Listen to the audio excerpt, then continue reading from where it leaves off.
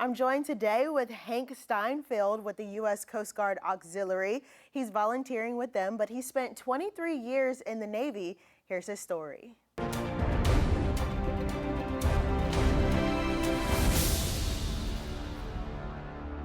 Perfect. And what was your position?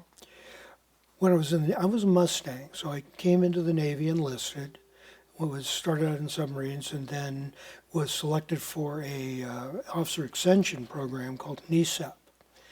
Then from that point, went to the University of Washington. After my degree, I was a officer. I flew operationally carrier-based aircraft, and then ended the Navy as working in the program office. Supporting a number of functions. Then, after retirement, ended up as the Director of Test and Evaluation for Air Combat Electronics in Naval Air Systems Command. And then from there, again, back to the Program Officer as a support for the then brand new in development P7 and the in-service S3 and P3. And then finished my government career, my civilian career, as the branch head for cyber warfare test and evaluation. So I had a team that basically was charged with ensuring that our systems, our weapon systems with aircraft and missiles were cyber protected. So they were hackers, in short.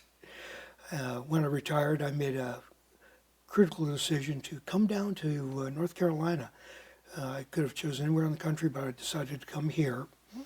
And in doing so, love the people. That's what brought me down here, were the people I met, because I came down several times, and then joined the auxiliary. So I've been in one uniform or another for well over 50 years. And when did you start? I joined the Navy in '72. And talk to me about how it was in the submarines. I love subs. I always slept well in submarines. I was on fast attacks or hunter killers. Our job was to go find primarily the Soviets and make sure that they didn't do anything wrong. That was our primary job. But the boat I was on, because submarines are always called boats, the boat I was on was unique. She had not only the conventional suite of a fast attack, and she was a 637 or a Sturgeon class, the later version, just before the LAs, which are the really new ones. But she had the enhanced radio communication system. She also was a mothership for the Deep Submergence Rescue Vehicle. So we, in fact, operated with both the Calypso and the Avalon, which were emergency rescue vehicles. We were also configured for under ice. So among the things we did is we made the 1976 bicentennial polar expedition. Spent 45 days under ice, surfaced about 5 times. So, and then worked with the International Science Foundation while we were up there. Great opportunities. And you weren't scared? Pardon? You weren't scared? No. There are brief moments of stark terror, yes. But the fact of the matter is, on a submarine, everyone is trained. You aren't anybody on a submarine until you've got your dolphins, which is why I wear them all the time. Once you have your dolphins, you're now really truly part of the crew. And it is a mark of accomplishment. When things happen on a boat, whether it's a submarine, a ship, because I've been on ships as well, or even a recreational boat, when things happen on the water, it's for real and it's right now. And it is the training that makes the difference. So in submarines, when I was on Navy ships, and on the patrol boat, because I'm boat crew on the auxiliary's patrol boat, we're training all the time, just in case something happens. So it is the training that makes the difference. So let's start back at the beginning. Talk to me about your childhood, where you grew up, what you like to do. Beautiful downtown Southern California. I was born in Burbank. If you recall the old jokes about beautiful downtown Burbank, well, I was there.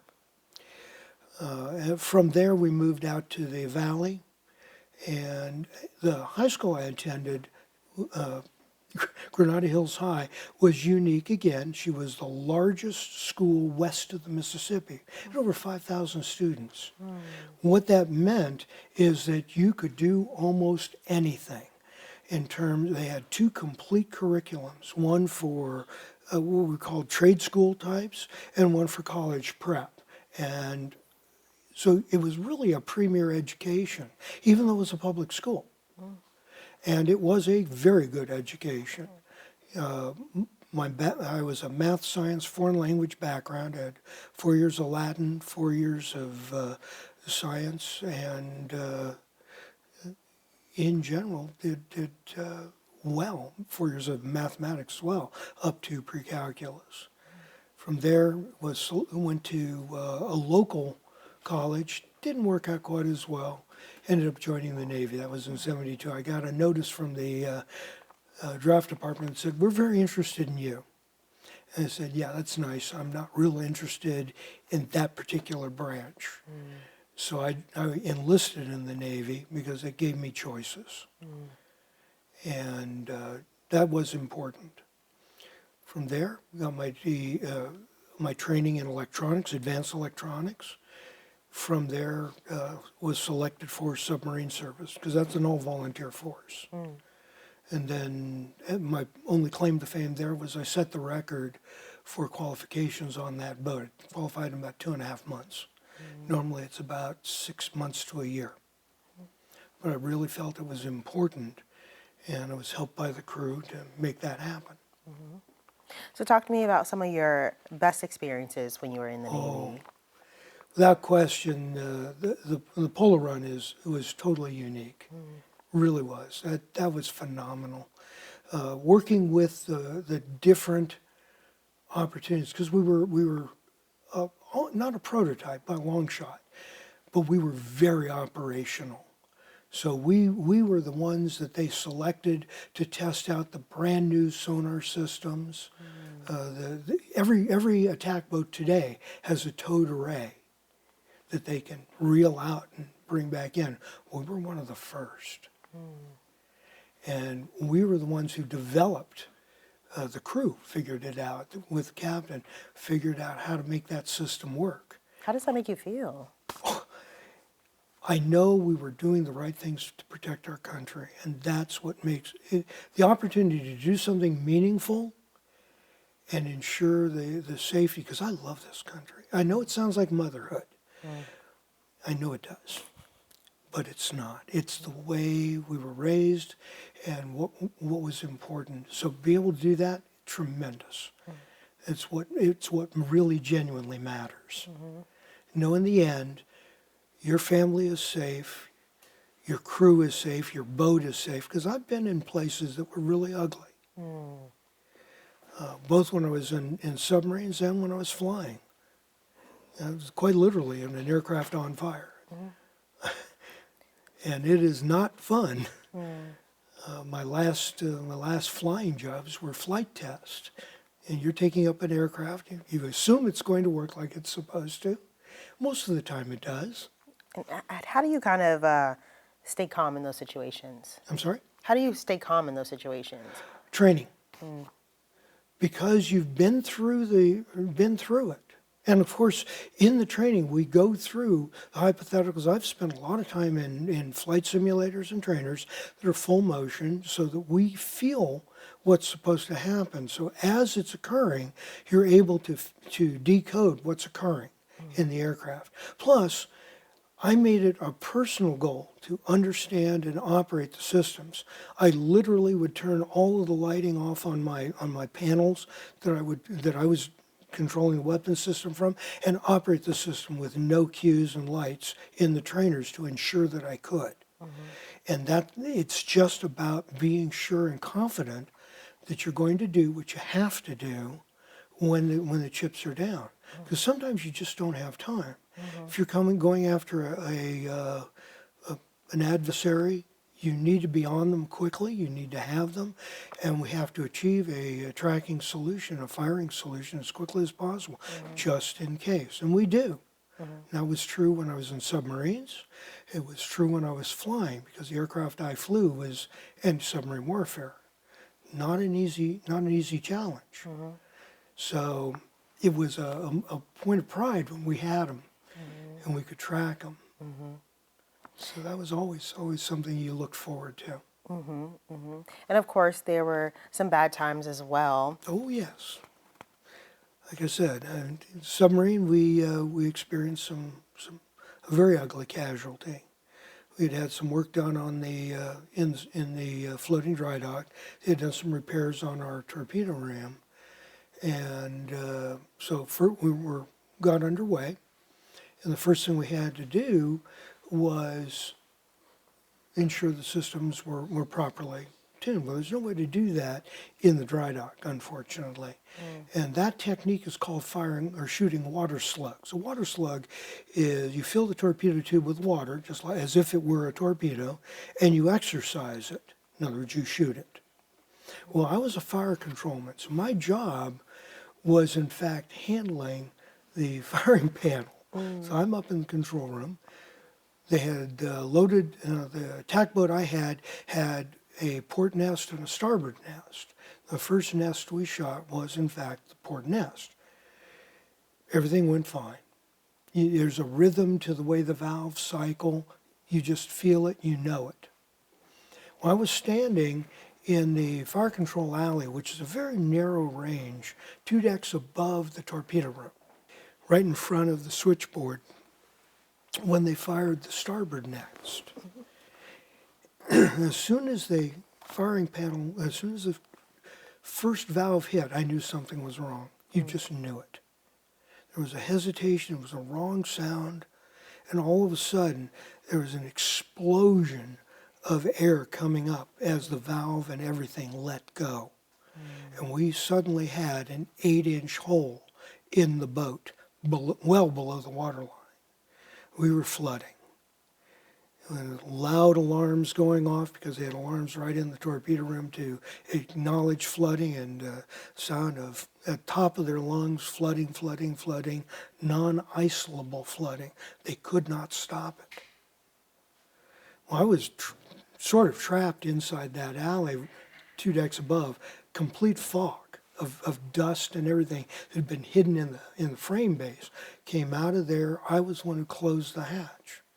So I closed the hatch from the inside. I sealed myself and the boat, and then closed the valve, and then jumped into the stern plane seat because I was a qualified plainsman as well, just in case. We didn't know. And we took on a lot of water.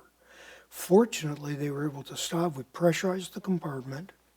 We were able to stop it before the water got above the lip of the deck, which is very good because that deck was the access hatch to the ship's battery. And if salt water had gotten into the battery, we would have had chlorine gas, poisonous gas in the boat. So we were able to stop it. We came back into port, tied up. I was, again, because I was in the control room, I was a qualified lookout. I was also a plainsman. They needed people up on the bridge. We had to work with whoever we had in that compartment. So I worked up, took equipment through the bridge access hatch. We set it up as an airlock. So the captain goes up, the officer of the deck goes up. I'm up there hauling equipment up into the hatch because our line handling gear was already stowed. So we had to bring up what we could through the hatch and then work the airlock mechanism to get out on top of the sail. And then from there, we lowered equipment down to the deck. The people that were left in the forward compartment and in the engine room were our line handlers. Because all the normal people who would do that were trapped in the operations compartment because that compartment was sealed. So that was a moment of excitement. Very, very fortunate you made it out of that situation. Again, it is the training. We had the boat sealed in seconds. Why? Because everybody knew as soon as the alarms hit, I literally was grabbing and swinging around. I knew that hatch had to be closed. I grabbed it, and with all my weight, because I'm not a big guy, I'm pulling the thing down and spinning and dogging it down. because I knew that had to happen. There's no one else going to do it, and I was the one there. Back at the after doors, watertight doors, the person there grabbed it, who came out of radio, closed that door. Forward at the middle level, which is where of all places, the galley is. They're the ones who closed that hatch. When it happens, you just do. And then we knew we had to pressurize the compartment. We were taking on water fast. That's the job of the chief of the watch. The chief of the watch is spinning dials, opening valves, and we emptied every air bank we had into the compartment. It turns out there's only one other compartment bigger, and it's the engine room. Operations is a huge compartment. So we had to completely pressurize that compartment to keep the water from rising any further. We stopped it at the deck. Did being in the military give you like a new meaning on life when you Absolutely, absolutely. It really crystallizes what's important. You don't get locked in the nonsense and the noise of what's going on around you. It's what's really important. And people don't understand. I have been in foreign countries. I've got the blessing of having been in the Middle East, having been in the Far East. I've seen the other choices. There is no better country on the face of this earth than this one. None. So anything to do that I can do when I was in service and in active duty, when I was in Naval Air Systems Command, my job was a part of the procurement, acquiring and testing the aircraft that protected this country. You can't put a price tag on that. It is an opportunity to genuinely do something important. And it was. We accomplished a great deal. And frankly, enjoyed it. It really is a pleasure when you can do something that has meaning, and in the end, you can say, I did that. And there are things I did that are meaningful. Is that what you would tell someone who is thinking about joining the Navy? Absolutely. When I was in uniform, I was asked all the time by mothers, should little Bobby or Susie go into the Navy? And I the same answer every time. I said, well, the first question I ask them is that what their plan is? Because if it's their plan, don't stand in the way. Let them execute their plan. If they don't know what they want to do, I can guarantee you, if you join the Navy, you will learn at least what you didn't want to do. And you may learn what you wanted to do. The Navy is one of the better services because it is very technical.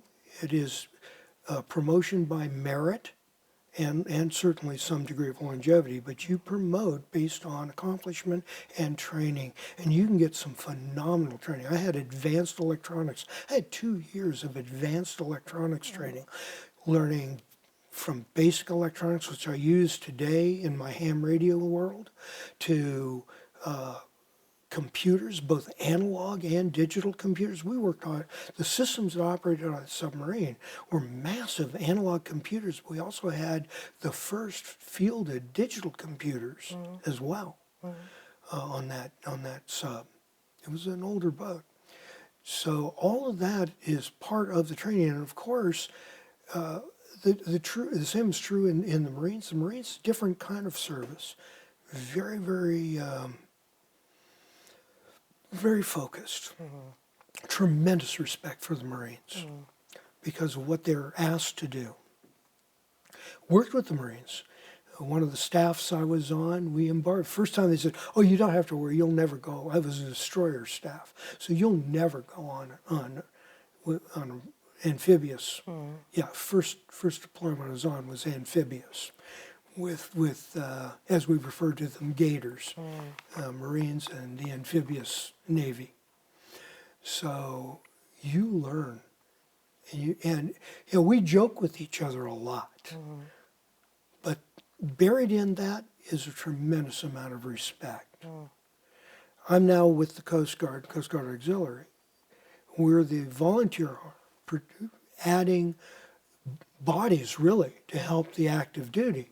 Coast Guard's the smallest service. Only between the Coast Guard and the auxiliary, there's only 50,000. Okay, we got the entire coastline to deal with, and drug interdiction, and smuggling, and we've got Coast Guard folks active duty deployed.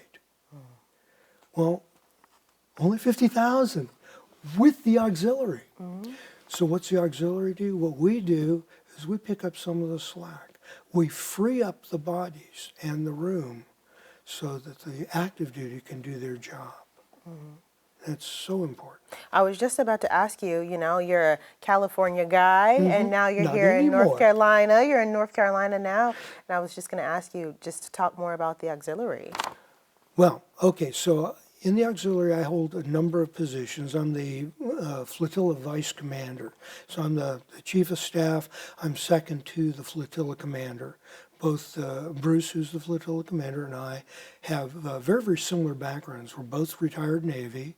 We both had submarine time, but he's also got Coast Guard time as well. So in that regard, in the auxiliary, my job is public education. I'm the staff officer for public education, which is a major, major role for us. Our job is to ensure that the recreational boating community has the tools they need to be safe on the water. So we provide classroom type education. I'm also a vessel safety examiner, so it's a volunteer position. We go out and if requested, we will look over boats to make sure they have the requisite safety equipment. We provide advice. I love going aboard boats because it gives me a chance. I have several, and it's nice to have another person's look at what's going on, what they did to solve various problems. We also ensure that those boats are safe. The other thing we do is provide information to the boaters. I've never been aboard a boat, good or bad, where the skipper, the owner of the boat, was not glad to have us aboard, because we give them a tremendous amount of information, plus ideas. I have the benefit of having seen over 100 different boats and 100 different solutions to problems. So I can give that advice to the boater when they say, well, how would I deal with this? Or how do we, well, that's good, but, and that helps a great deal. Additionally, I'm involved with member training, so I make sure that our members have the requisite training. We have public affairs, people who are trained to deal with the public. I'm technically not trained to deal with the public. I just have had a lot of opportunities in my life to do so. We have experts that work in youth. Children are our future. Well, they're our future across the board. And it is probably one of the greatest things, one of the things that I do. I work with the Sea Scouts. And the Sea Scouts as it turns out, the Coast Guard adopted the Sea Scouts as their youth organization. Really wonderful. And we've got the largest ship in the area. Now, Sea Scouts are organized in ships just like Land Scouts are organized in troops. All right? So the ship here in New Bern is now the largest ship in the area. There are 4 Sea Scout ships in this area. So having a ship, and of course, the thing that really makes that one special is we, the Coast Guard flotilla, or the auxiliary flotilla in New Bern, are the chartering organization for that ship. So they're directly tied to us. So we sit in both sides on that. In fact, my role is the charter organization rep for the ship. Now, these young men and ladies, and they're phenomenal. We actually have more ladies at the moment than we have men, or young men. They learn how to operate the boats, how to navigate. They're on the water. They get all kinds of opportunities. They are trained the same way we train our auxiliary boat crew. Same standard. There's only one standard. That's the right one. So they're very, very comfortable. In fact, at one point, there was a way for the Sea Scouts to actually be aboard the train and be crew for the patrol boat. Now, I'm also a mentor for the patrol boat. So I'm designated crew. I'll be qualifying coxswain this year. But I'm designated crew. I train. And, of course, I'm involved in training our Sea Scouts. So we work with one standard. That's the right one. To make sure that they're doing it correctly and they're safe. So, and we try and get out on the water. Spend as much time as we can. So it's all about doing. So it's an opportunity. Thank you so much. You did so great. Well, thank you.